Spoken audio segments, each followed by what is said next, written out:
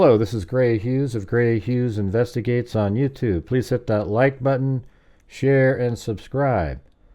This is the video that I was going to make yesterday. However, the letter that was sent to Frank Gold was so disturbing to me that I thought I'd make that one first.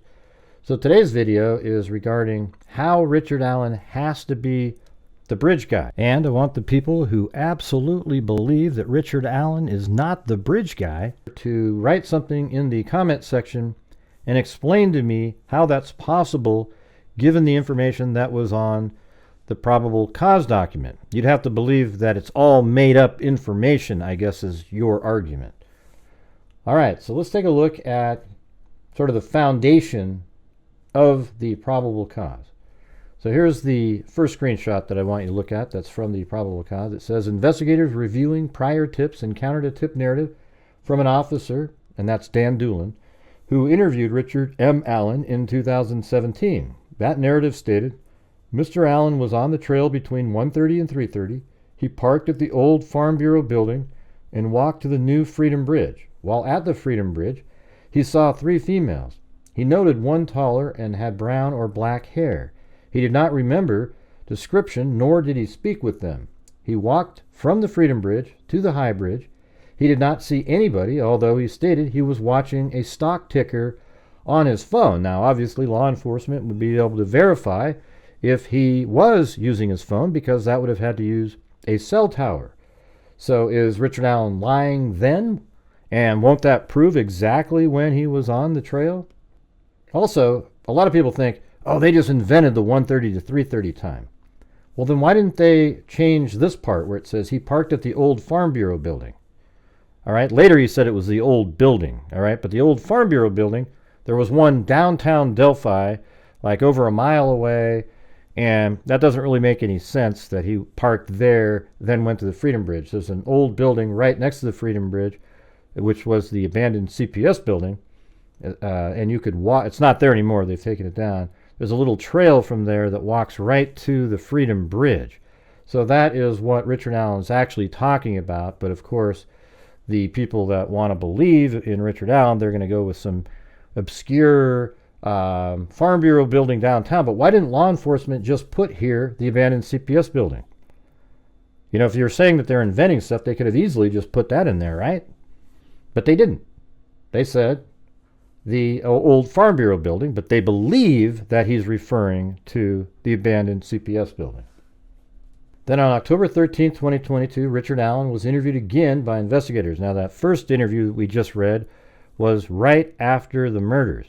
Now, did Richard Allen get a hold of the law enforcement? He actually called the tip line. Did he do that because he passed those three juveniles and he has a public job working at the CVS pharmacy and wanted to get ahead of the story? Or is it also possible that the image of the person on the bridge, there's a still frame that was put out of bridge guy, for lack of a better term, 2 or 3 days after the murders. Did Richard Allen see that and say, wow, that's me and those three girls saw me, so I better get ahead of this and call law enforcement, and Dan Doolin was sent out?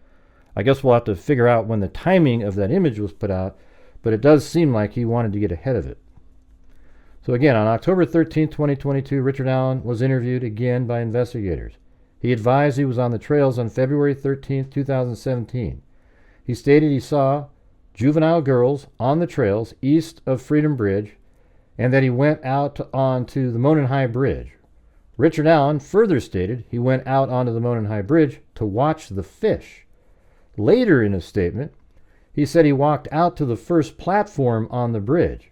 He stated he then walked back, sat on a bench on the trail, and then left. He stated he parked his car on the side of an old building. Now he doesn't refer to it as the old Farm Bureau building.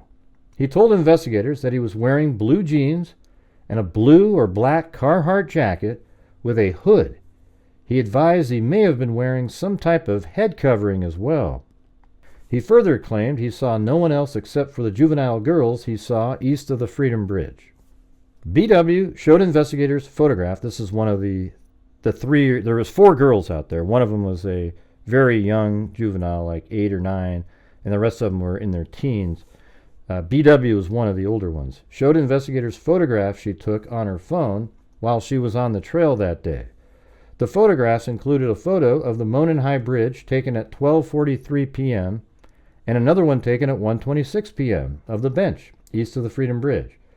BW advised after she took the photo of the bench, which was 1:26, they started walking back towards the Freedom Bridge. She advised that was when they encountered the man who matched the description of the photograph taken from Libby's video. BW described the man she encountered on the trails as wearing a blue or black windbreaker jacket. All right, so BW, out of the three older people of the three, there was 4 girls there. 3 of them were teens, and one of them was a younger person and quite a bit smaller, so maybe that's why Richard Allen didn't see that person. All right, but law enforcement also only interviewed 3 of them because one of them was so young. But BW gave a description that was very close. The other one said all black. The other one said light blue pants and like a really light blue jacket. Okay, so they all had, they were sort of in the same ballpark, because when you look at the bridge guy, he's wearing kind of darker clothes. If you consider the top, the jeans aren't that dark, but when you're inside the tree line, it probably seems a little bit darker. And that might be exactly where they saw him, was right near the edge of the tree line as it exits out onto the Freedom Bridge. And then right here it says, investigators discovered Richard Allen owned 2 vehicles in 2017, a 2016 black Ford Focus and a 2006 gray Ford 500.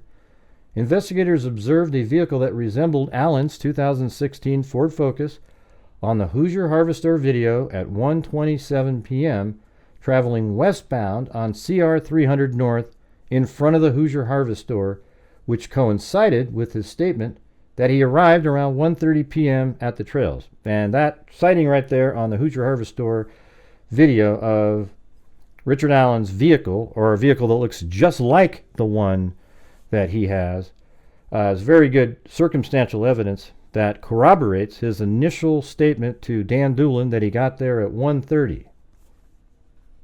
Now I'll be showing you all of this on a map using an animation that I created in just a moment.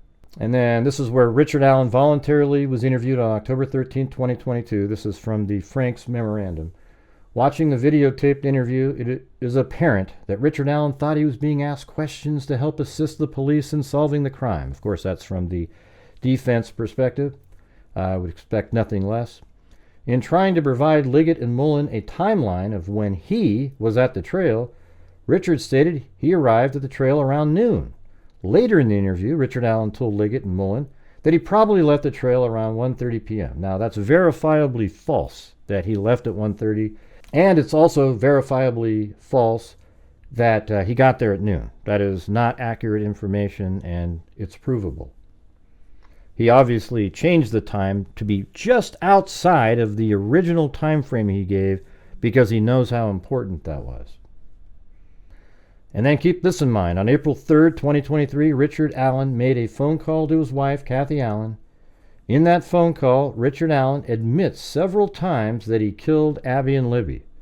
Investigators had the phone call transcribed, and the transcription confirms that Richard M. Allen admits that he committed the murders of Abigail Williams and Liberty German. He admits several times within the phone call that he committed the offenses as charged. His wife, Kathy Allen, ends the phone call abruptly. And again, Kathy Allen at that point then, after she hung up the phone, got a hold of his attorneys, and then they concocted this plan. Okay, yeah. Now he's been tortured in prison. They affected his brain, and now he's confessing because of that torture. It's not real. It's a coerced confession. It's false. It's not real. And by the way, Richard, what we need you to do is start drooling on your shirt, okay? And chew on some paper. That'll really sell that fact, okay? But even though we know that prior to the confession, he had been reading books, exercising, and things were going well. We know that Richard Allen was completely lucid when he confessed to his mother and wife. Okay, now let's take a look at this visually here. This right here is 12:43 p.m. This is where those 3 girls are. There was actually a 4th, like I said, a smaller child. And this is 12:43. Now, if the girls were right here at 12:43, taking a picture at the bridge, then likely, let's just say that they were dropped off right here, and the way they are slowly moving around, I would say they got dropped off here at 12:33 and walked to the bridge, something like that. And also, we don't know how long they were there before they took the picture. Did they quickly get to the bridge, and take a picture at 12:43? We don't know. However, when they left, they went this way over the Freedom Bridge. So that would probably mean that they came in this direction. And I would say at the very latest, they got there at 12:20. 12:20 in this area, walking down the trail, they make their way over, and then at 12:43 they took this picture. So if Richard Allen, by his change story in 2022, he claims he got there at noon and left at 1:30, those three girls would act as clearing agents for seeing him. So they would have got here at 12:20, walked down the trail. They didn't see anybody. They didn't see anybody. They didn't see anybody. They got here. They certainly didn't see anybody standing on platform 1. Then they started slowly kind of meandering around, hanging out, talking, walking back, and eventually make it to this area at 1:26. Still hadn't seen him. And then when they were leaving, they passed the guy that matches the individual on the bridge, which is Richard Allen, because he himself said he got there at 1:30, and circumstantially, a vehicle matching the description of his 2016 black Ford Focus drove by the Hoosier Harvest Store right here. All right, so let's go and check this out. So this is at 12:43. Those girls start walking back this direction. And they're just going to continue to walk. We don't know how, it took them 45 minutes or so to get up to this area. So they're just hanging out like kids do. They're chilling out on the trails. And then right here is 1:26. There's right there at a bench, and there's a photograph taken. And you can actually see that online. And then here is Richard Allen's vehicle, the black Ford Focus, driving by. Now that vehicle is going to pull up and park at the abandoned CPS building right here.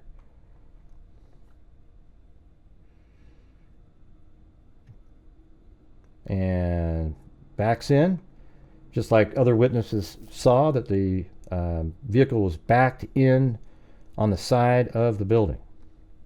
And then here's Richard Allen right here, exiting. And those girls are still just kind of meandering their way out of the area. And likely right around like 1:33, 1:34, they passed each other right around in this area here.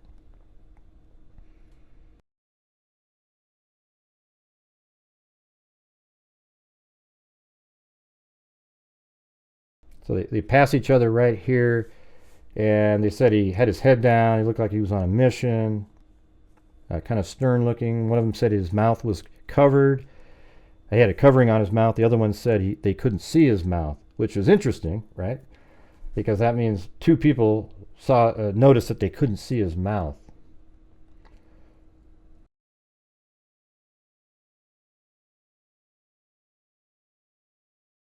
Richard Allen said when he got there, he went straight to the bridge. That's what he said. So here he is. Let's just go with this. He's walking down. He's right there. Now let's go back to where those girls are now. Notice how they're right here about to cross over the old State Road 25, and there comes Betsy Blair. And then she passes this camera right here at 1:47. Or 1:46, actually.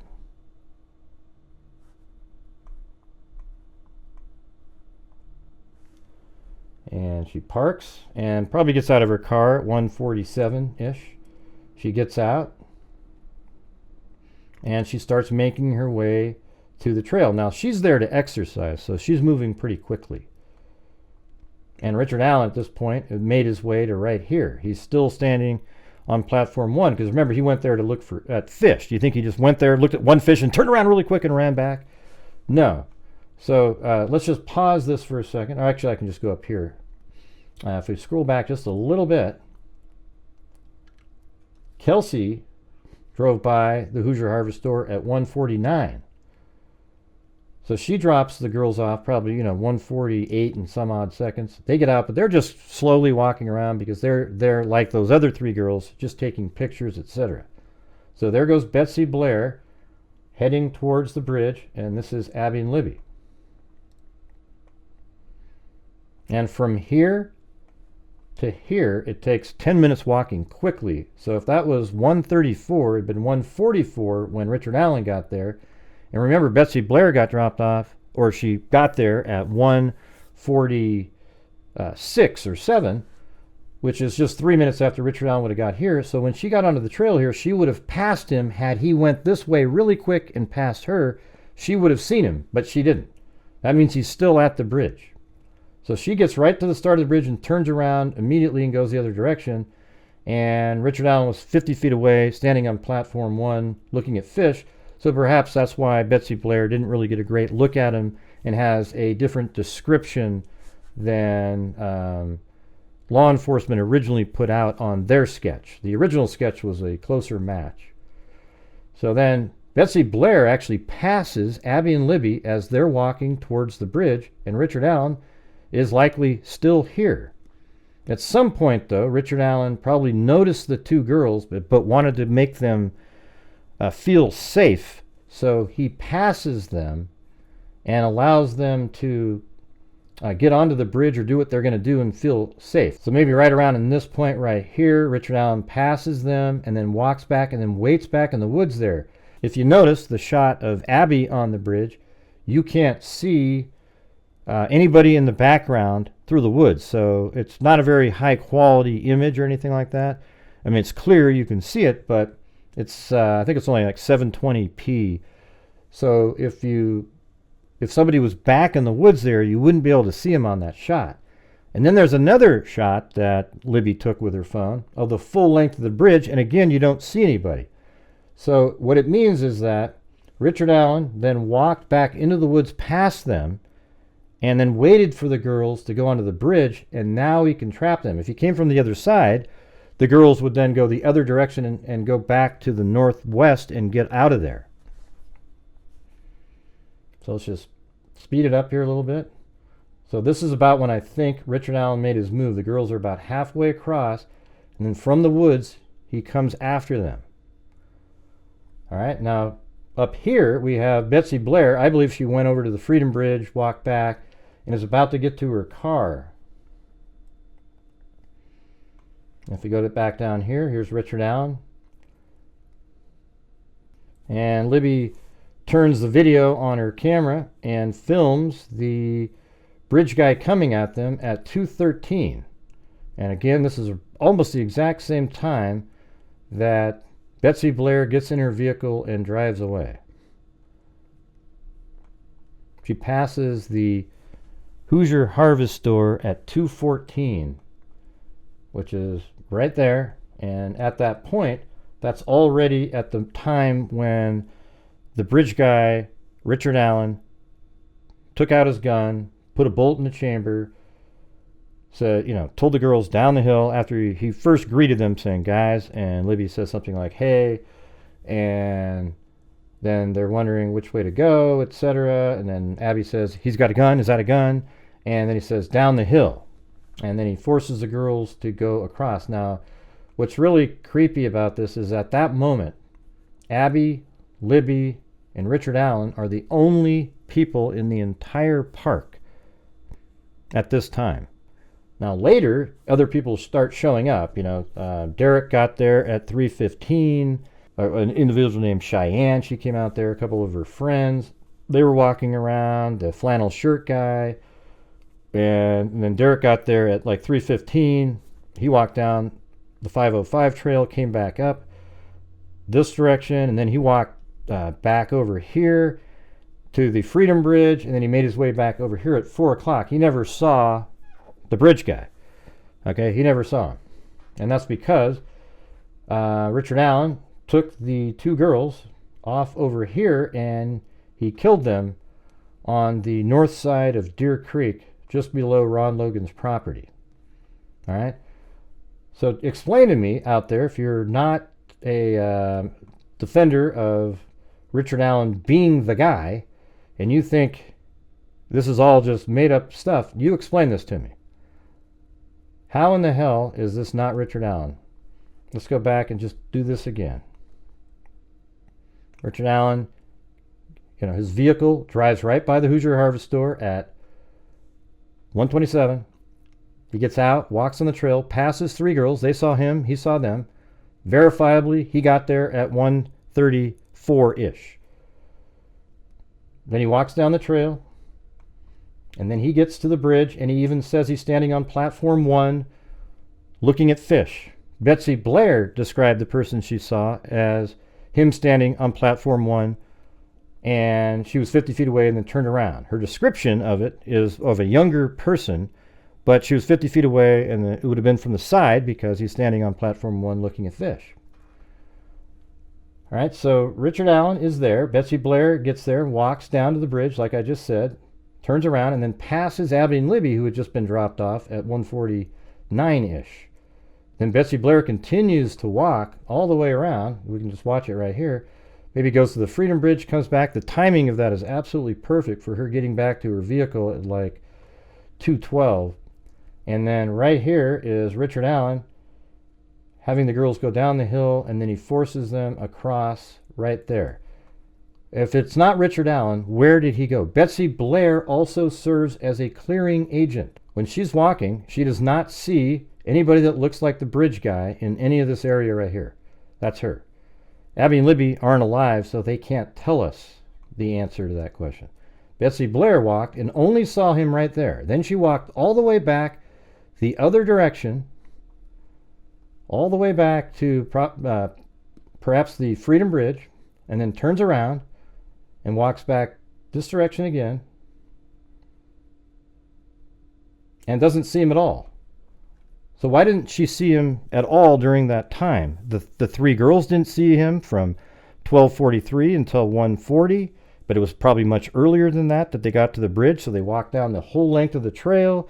They didn't see him at all. They only saw him when he was coming in at 1:30. I think the evidence is really clear in this case that Richard Allen has to be the bridge guy. There's absolutely no escaping that. Now, you might think, okay, that doesn't prove he's a killer. Okay, I concede to that part. Okay, that I can say, I don't know if he's the killer 100%. I just know he's the one that kidnapped them, and that led to their death, and that would be felony murder. However, there's no information that there's another person involved. In fact, they have a bullet that was found at the scene that was ejected from Richard Allen's gun found at the scene. So that places him there. Apparently there is some level of DNA they found there with not very many markers. Now, if those markers match Richard Allen's, and it does not exclude him, let's say, then that will be a really big piece of damning information as well. And you take those facts and the fact that he confessed multiple times in a phone call and apparently to many other people. Now, we might say that after he confessed once, that the defense team likely instructed him to confess to other people over and over again with false facts so that they would make it look like the original confession was also false. But I don't think that's going to work. The original one, everything was fine. And then apparently everything was crazy. He started chewing paper and drooling on his shirt, etc., etc., etc. That's not going to fool anybody. All right, you guys. Well, thank you very much for watching. If you could please leave a comment in the comment section, that'd be great. I would really appreciate it. And I hope you guys enjoyed the video. I think this animation here really helps out quite a bit. It took me a long time to make this one. It's sort of scaled time. I don't put in the Sarah Carbaugh portion because that's not really important to me. It doesn't establish anything regarding, is that Richard Allen at the bridge? Okay, so again, thank you for watching. Leave a comment, like, share, and subscribe. And as I always say, until next time, be safe out there.